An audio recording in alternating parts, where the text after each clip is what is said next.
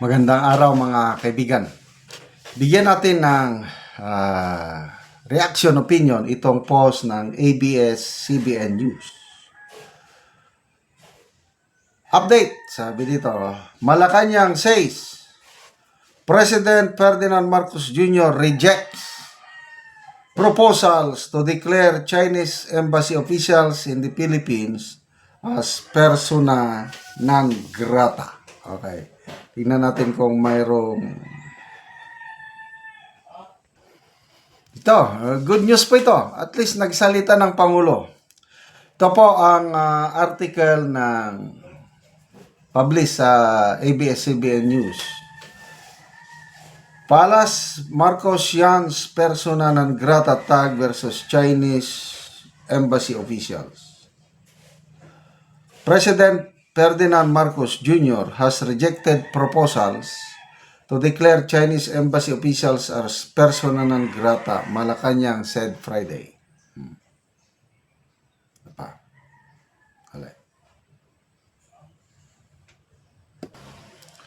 Okay, several senators had floated the idea of expelling Chinese diplomats from the Philippines after Chinese Embassy Deputy Spokesperson Go Wei reportedly criticized lawmakers who expressed support for Philippine sovereignty in the West Philippine Sea. The palace earlier said a persona non grata declaration is one of the worst severe forms of diplomatic action and is an option of last resort. Okay. May nabasa akong post kanina, parang di umano, statement ni Senator Erwin Tulfo. Na sabi ni Tulfo na wala kaming authority.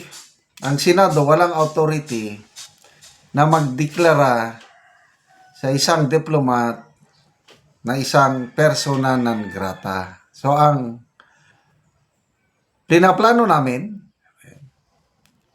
mag-issue kami ng resolution declaring Chinese embassy officials as persona non grata, and then i-recommend namin padala sa Malacanang para aksyonan ng Pangulo. Kasi ang Pangulo lang ang may autoridad na ma-declare persona non grata ang isang diplomat. So kanina, sa una kong vlog na ano kaya?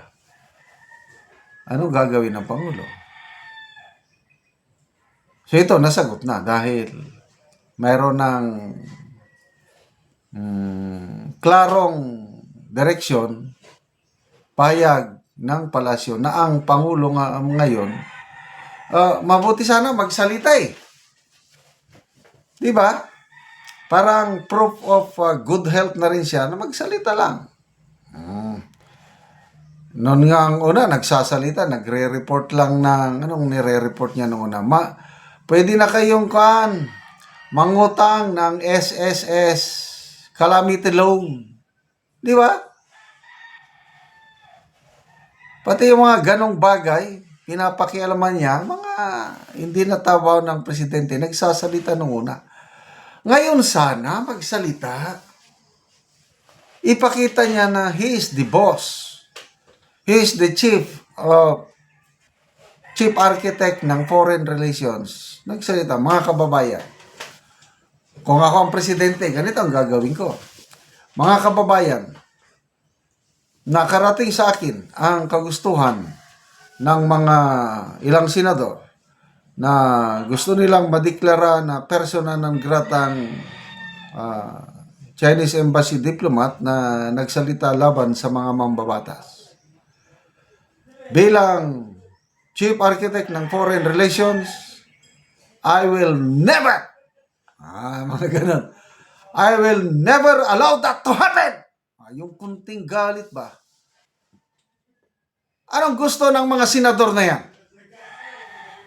Naawa ba sila sa kalagayan ng halos sobra 500 OFWs na nagtratrabaho sa China, Hong Kong, Macau at iba pa? No way! Shut up! Shut up! Oh, speaking of shut up, mabuti rin nagsalita si Professor Clarita Carlos sa issue na yan. Yan ang mga hinihintay natin. Sabi niya, medyo magalang ang profesora. Please shut up. May please. At least may shut up. Kasi kung shut up, kung ano yan, iba na yan. Medyo matindi na yan, di ba? Kailang nilagyan niya ng please. Please shut up. If you do not know the implications of declaring persona non grata, you better stop. Kasi, I don't know, itong sina Senator Soto, Tulfo, kung nag-aral ba sila ng foreign relations? Pwede man. Kaya lang, ano kaya mangyari pag totohanin ng China yung banta nila na alis kami, we will close the Chinese embassy in Manila and we will leave. Ano kaya kung totohanin nila, no? Parang pitik lang. Kahit walang persona non grata. Alis. Na sila, alis. Alis na kami. Anong mangyari? Yan. Ang mga Chinese businessmen dito sa Pilipinas, apektado. Bakit? Wala na silang proteksyon dahil wala silang pupuntahan na embassy. Kaya, ang mga negosyanteng in chick dito, aalis. Yan ang isang repercussion. Ang mga OFWs naman natin sa Hong Kong, Macau, mainland China, pag may problema sila, anong mangyayari sa kanila? Wala silang mapupuntahan na consulate. Kasi nga, once nga umalis ang Chinese embassy dito, cut off na ang diplomatic ties. Wala nang silbi, wala nang saysay ang mga consular office natin sa Macau, Hong Kong at iba pa. Ang mamumroblema ang mga OFWs. Kaya salamat dito sa Pangulo. Saluduhan natin ang Pangulo sa kanyang stand nito. Tama yung kanyang stand na huwag ideklara. Shut up mga senador. Salamat mga kaibigan sa inyong pagsubaybay sa channel na ito. Nakakatulong kayo ng malaki sa tribong Talanding ng Bukidnon dahil sweldo natin sa channel na ito is pantulong po sa tribo na mimigay tayo ngayon ng libreng yero at pako para makapagpatayo sila ng mas maayos na tirahan. Panoorin niyo ang video na ito. Una ni ang natagaan na mo gero. So, Sinyag yatag ninyo sa inabang.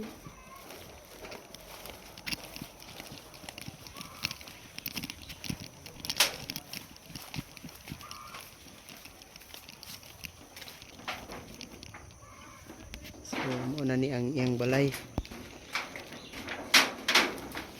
Ayuan. Muna ni ang itsura sa balay sa tagaan na mo gero. So, kuan na gid kaayo ang iyang hero. Karaan na gid kaayo. 2020 tulo ka tuig. Kita gid nato nga mga buslot-buslot na ang ilang atop. So gipang sapaw-sapaw ra gid ang ilang hero.